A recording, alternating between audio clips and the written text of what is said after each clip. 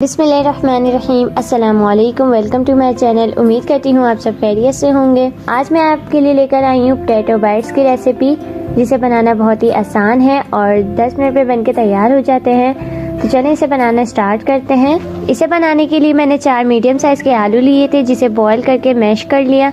इसमें ऐड करेंगे 1 cup bread crumbs और ऐड करेंगे 4 tablespoon cornflour, 1 teaspoon salt, 1 teaspoon chilli flakes, 1 teaspoon जीरा पाउडर, 1 टीस्पून गार्लिक पाउडर और 1 टीस्पून ब्लैक पेपर ऐड करेंगे। Last में ऐड करेंगे 2 टेबल स्पून फ्रेश बारीक कटा हुआ हरा धनिया। अब इन सारी चीज़ों को अच्छी तरह से मिक्स कर लेंगे।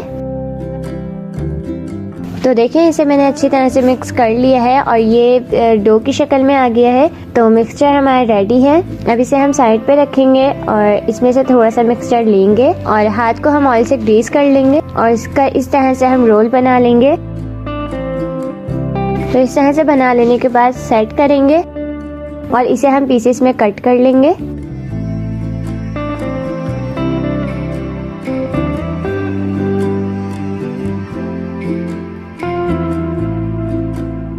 तो इस तरह से हमें कट कर लेना है। वैसे हाथ से हम थोड़ा सा सेट भी कर लेंगे।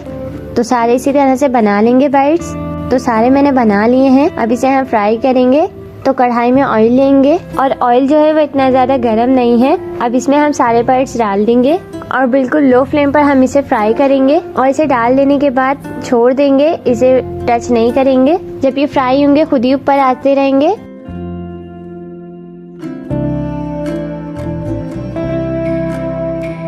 तो देखें, कुछ ही देर में ये ऊपर आना स्टार्ट हो गए हैं। आलू बाइट्स जो हैं वो फ्राई होना स्टार्ट हो गए हैं। तो अब इसे हम अच्छा सा कलर होने तक और फ्राई करेंगे।